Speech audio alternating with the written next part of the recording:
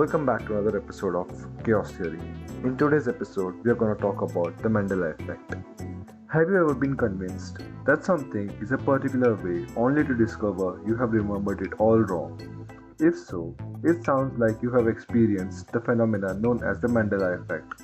The Mandela Effect is an unusual phenomenon where a large group of people remember something differently than how it occurred. Psychologists explain the Mandela Effect via memory and social effects, particularly false memory. This involves mistakenly recalling events or experiences that have not occurred or distortion of existing memories. The unconscious manufacture of fabricated or misinterpreted memories is called confabulation. In everyday life, confabulation is relatively common. The Mandela Effect describes a situation in which a person or a group of people have a false memory of an event. Paranormal consultant Fiona Broom coined the term Mandela Effect to explain the collectively misremembering, and then other examples started popping up all over the internet. The term Mandela Effect began when it was first coined in 2009 by Fiona Broom, when she published a website detailing her observances of the phenomenon. Broom was at a conference talking with other people about how she remembered the tragic day of former South African President Nelson Mandela's death in South African prison in 1980s. However, Nelson Mandela did not die in 1980s in a prison. He passed away in 2013. As Broom began to talk to other people about her memories, she learned that she was not alone. Others remembering seeing news coverage of his death as well as speech by his widow. Broom was shocked that such a large mass of people could remember the same event in such detail when it never happened. Encouraged by her book publisher, she began a website to discuss what she called the Mandela Effect and other incidents like it. For instance, it was wrongly recalled that the C-3PO from Star Wars was gold. Actually, one of its legs is silver.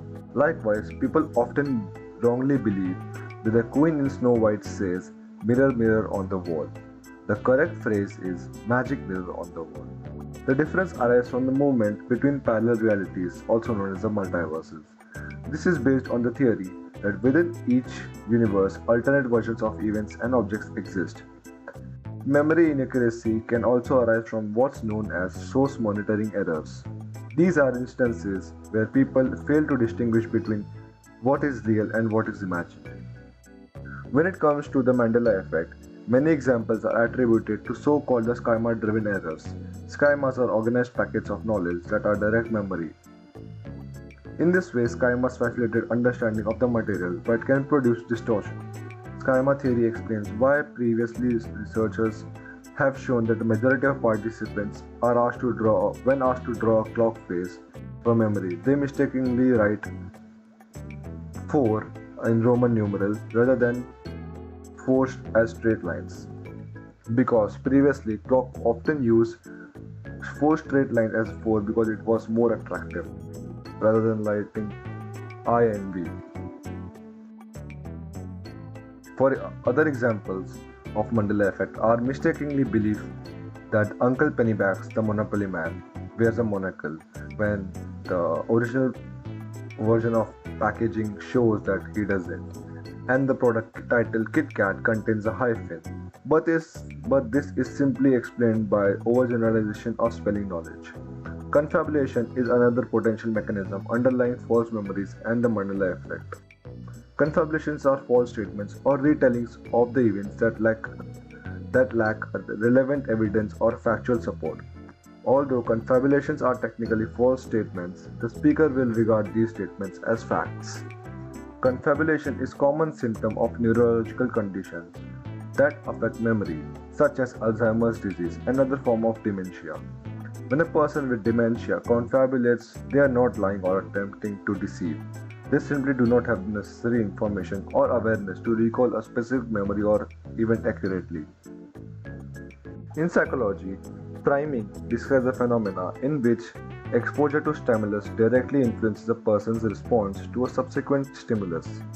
For example, if a person reads or hears the word grass, they will recognize another related word such as tree or lawnmower more quickly than an unrelated word. Priming is also known as suggestibility. It can influence a person's reaction and memory. For instance, the phrase, "Did you grab the red ball from the shelf?" is more suggestive than the phrase, "Did you take anything from the shelf?" This is because the second phrase contains a general, open-ended question, while the first describes the action of grabbing a specific object, the red ball. Therefore, the first phrase has a stronger influence on a memory than the second phrase. One theory about the basis for the Mandela effect originates from quantum physics and relates to the idea that rather than one timeline of events, alternate realities or universes may be taking place and mixing with our timeline. In theory, this would result in groups of people having the same memories because the timeline has been altered as we shift between these different realities. You are not alone if you think this sounds a little unrealistic. Unfortunately, the idea of alternate realities is unfalsifiable, meaning that there is no way to truly disprove or approve that these other universes don't exist. This is why such a far-fetched theory continues to gain traction among the Mandela Effect communities. You can't prove it because it's not real, so you can't totally discount the possibility of it. For many people, the excitement of a bit of mystery to everyday life also likely comes into play. A more likely explanation for the Mandela effect involves false memories. Before we consider what is meant by false memories, let's look at the example of the Mandela effect as it will help us to understand how memory can be faulty. Who was Alexander Hamilton? Most Americans learned in school that he was founding father of United States of America, but he was not a president. However, when asked about the presidents of United States, many people mistakenly believe that Hamilton was a president. Why? If we consider a simple neuroscience explanation, the memory for Alexander Hamilton is encoded in an area of the brain where memories for the presidents of the United States are stored. How memory traces are stored is called the anagram, and the framework in which similar memories are associated with each other is called schema. So when people try to recall Hamilton, the sets of the neuron in close connection to each other, bringing with the memory of the presidents. The role of internet in influencing the memories of the masses should not be underestimated. It's probably no coincidence that consideration of the Mandela effect has grown in this digital age.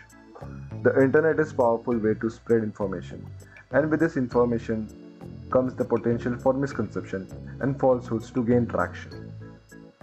People then begin to create communities based around these falsehoods, and what was once in the imagination starts to seem factual.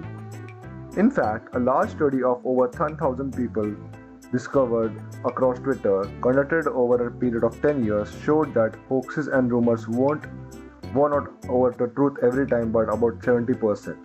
This wasn't the results of manipulation or bots either. Real verified accounts of real people were responsible for spreading false information. Frequently reported errors can be the part of collective reality, and then the internet can reinforce this process by circulating false information. For example, simulations of 1997 Princess Diana car crash are regularly mistaken for the real footage. In this way, the majority of Mandela effect are attributable to memory errors and social misinformation. The fact that a lot of inaccuracies are trivial suggests they result from selective attention or faulty interference. This is not to say that Mandela effect is not explicable in terms of multiverse. Indeed, the notion of parallel universes is consistent with the work of quantum physicists. But until the existence of alternate realities is established, psychological theories appear much more plausible. So, that was a detailed description of how did Mandela effect come to the picture and how did it influence people, and what are the examples like Monocle Man, of the Monopoly Man, Kit Kat, even the great word of Mandela that comes from Nelson Mandela's death, which is one of the most abnormal things that has happened, because people still believe that he died in 1980s in prison, but in 2013 when the news circulated of his death, it showed us something else. So that's it for today. Peace out.